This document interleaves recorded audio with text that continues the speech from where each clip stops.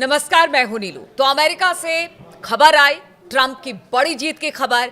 कमला Harris बहुत पीछे रह गई। ट्रंप अब राष्ट्रपति बनने वाले हैं अमेरिका की, ये हम कह सकते हैं। और अब उनकी नीतियों को लेकर भी चर्चा हो रही है। ग्लोबली इसका किस तरीके का इंपैक्ट पड़ने वाला है, क्योंकि देखिए अमेरिका में जो राष्ट्रपति बनता है, जो पार्टी सत्ता में आती है, वो बहुत ज्यादा असर ग्लोबली करती है। किस तरह के हालात अब बनते दिखाई देंगे, पॉलिसीज का कितना असर पड़ेगा, जो नजरिया होगा ट्रंप सरकार का वो किस तरीके का होगा। और खास तौर पर हम बात करेंगे मिडिल ईस्ट की, जहां पर युद्ध जैसे हालात हैं। क्या ट्रंप के आने के बाद ये युद्ध खत्म हो जाएगा या फिर यहां से ये युद्ध आगे बढ़ेगा? बातचीत करने के लिए मयंक मेरे साथ है। मयंक, खास तौर पर मिडिल ईस्ट पर सबकी नजर है, क्योंकि अमेरिका में राष्ट्रपति चुनाव का एक बड़ा मुद्दा था ये। और इस बड़े मुद्दे को लेकर कह रहे थे कि जो अरब के लोग हैं वो भी कहीं ना कहीं जो अब तक बाइडेन के साथ हुआ करते थे, वो इस मुद्दे पर उनसे अलग थलग पड़ गए, जिसका फायदा ट्रंप को पहुंचा। इसलिए सवाल उठ रहे हैं कि जो मिडिल ईस्ट में युद्ध के हालात हैं उसे लेकर अब क्या होगा? ये आपने असल में मुझसे बड़ा गंभीर सवाल पूछ लिया है, जिसको लेके अब पूरी दुनिया जो है वो ये आकलन में जुट गई है कि ट्रंप की जीत के मायने क्या। इजराइल और ईरान के बीच क्या युद्ध होगा अब या शांति होगी? ये एक ऐसा सवाल है जो पूरी दुनिया के मन में है इस समय। पूरा मिडिल ईस्ट, पूरा ईरान, पूरा इजराइल अब सब इसी पे नजरें जमाए बैठा है कि ट्रंप का अगला कदम क्या। देखिए, इसके जवाब को समझने के लिए हम पहले कुछ बयानों का जिक्र करते हैं ट्रंप के, जो उन्होंने पिछले कुछ महीनों में चुनाव प्रचार के दौरान दिए। देखिए, एक बड़ा इंटरेस्टिंग बयान है उनका। ट्रंप ने कहा, मैं लंबे समय से तीसरे विश्व युद्ध के बारे में बात कर रहा हूं। मैं भविष्यवाणियां नहीं करना चाहता, क्योंकि भविष्यवाणियां हमेशा सच होती है।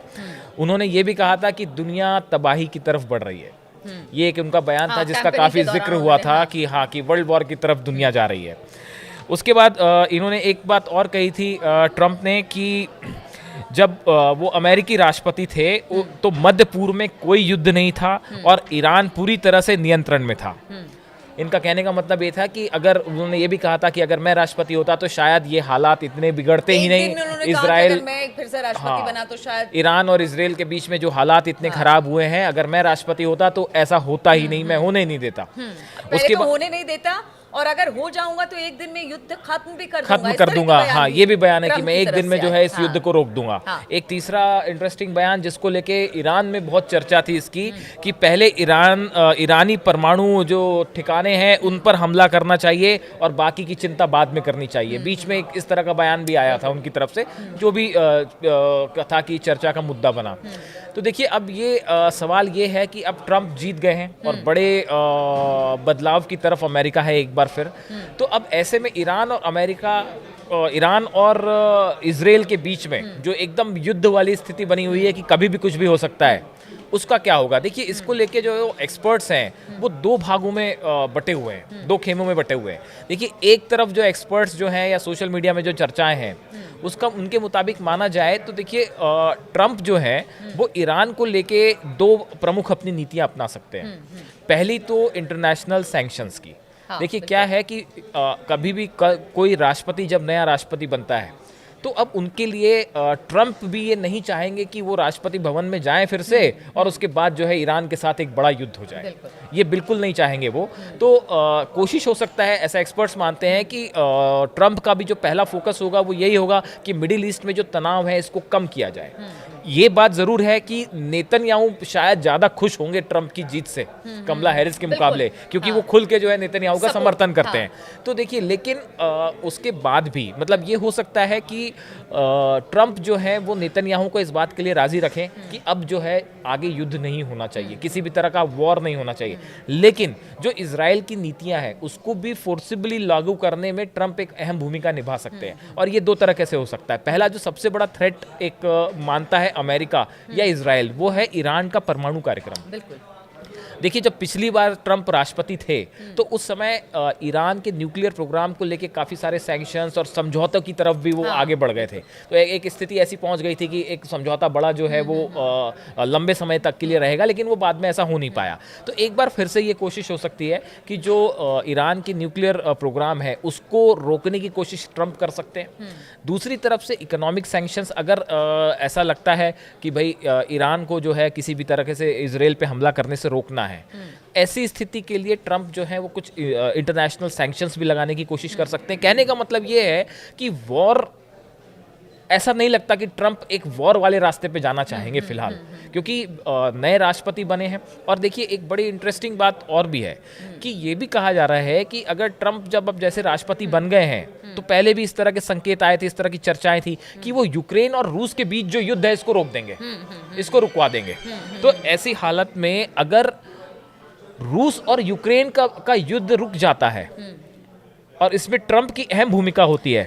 बिल्कुल, इसी को लेकर देखिए एक स्टेटमेंट मैं देख रही थी कि गजा के तबाही के बीच, इजराइल और बढ़ती महंगाई के बीच 2.5 साल से यूक्रेन को मिलने वाली आर्थिक और सैन्य मदद पर भी सवाल उठने लगे अमेरिका के अंदर से ही। बाइडेन प्रशासन की इस नाकामी से अरब और मुस्लिम अमेरिकियों के साथ साथ अमेरिका में एक बड़ा खासा वर्ग नाराज है।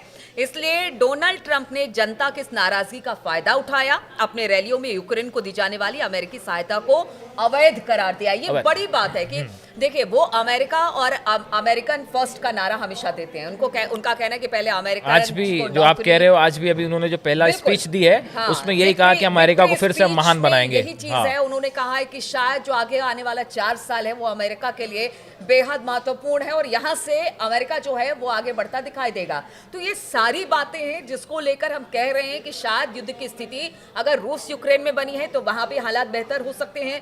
अगर मिडिल ईस्ट में भी युद्ध की स्थिति है तो वहां पर ये जो आप कह रहे हो कि अगर देखिए रूस और यूक्रेन के बीच में युद्ध रोकने में कामयाब हो गए ट्रंप, जैसा कि वो कहते आ रहे हैं, अगर ऐसा हो गया तो उसके बाद देखिए कि रूस, उसके बाद ईरान, ऐसा नहीं हो सकता कि वहां पे वो रूस और यूक्रेन का युद्ध रुक जाए और यहाँ ईरान और इजराइल से बड़ा युद्ध शुरू हो जाए, क्योंकि पुतिन जो है वो ईरान के साथ, खामेनेई के साथ खड़े हुए हैं। तो पुतिन बिल्कुल नहीं चाहेंगे कि इजराइल के साथ अगर वहां युद्ध रुकता है तो यहाँ भी। और आप देखिए ये जो इजराइल और ईरान के बीच में जो सिचुएशन बनी है, हमने पहले भी इसकी चर्चा की कि जब वहां पे रूस को नुकसान हो रहा था, जब नेटो फोर्सेस जो है रूस पे दबाव बना रही थी, तो यहाँ पे ईरान जो है वो इजराइल के ऊपर दबाव बना रहा था। कई बार ऐसा हुआ कि उस युद्ध और इस युद्ध का आपस में कनेक्शन होता दिखाई दिया कि वहाँ पे एक मोर्चे पे जब रूस को कोई सेटबैक होता रहा तो हम यहाँ पे देख रहे हैं कि इजराइल के ऊपर जो है वो अचानक से हमले हो रहे हैं। तो देखिए ये दोनों सिचुएशन जो रूस और यूक्रेन और इजराइल और ईरान की है, तो इसको लेके ट्रंप अभी फौरी तौर पे कई सारे एक्सपर्ट्स ये कह रहे हैं कि देखिए ये अभी एक बड़ा बदलाव है अमेरिका में।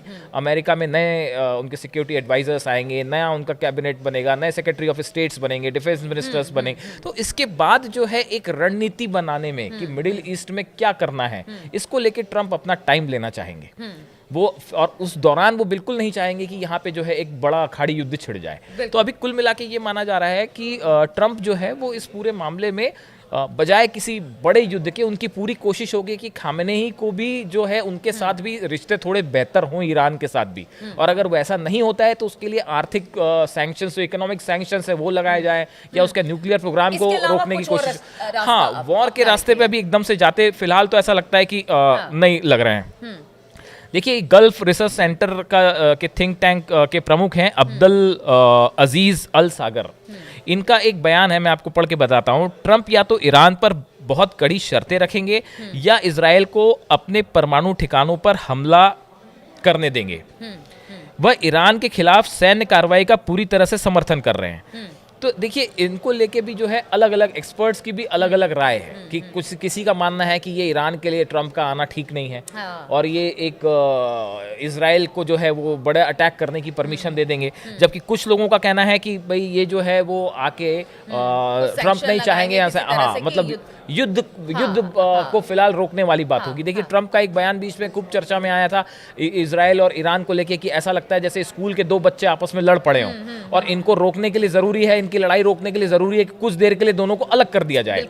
तो ये इससे ऐसा लगता है जो फिलहाल ये है कि देखिए बहुत सारी बातें हैं ट्रंप के आने के बाद। अब ये बताया जा रहा है कि ट्रंप की सोच क्या होगी, ट्रंप जिस पॉलिसीज के साथ आगे बढ़ेंगे वो युद्ध वाले देशों में क्या प्रभाव डालेगा। और ट्रंप को लेकर लोग ये भी कहते हैं कि थोड़े से अनप्रेडिक्टेबल हैं। अब देखना होगा ट्रंप की नीतियों के साथ जो पूरा विश्व है वो किस तरह से आगे बढ़ता है। जो कि हम बात कर रहे हैं मिडिल ईस्ट की, रूस यूक्रेन युद्ध की, उन युद्धों का क्या होता है, इस पर लगातार हमारी नजर बनी रहेगी। आप बने रहिए हमारे साथ।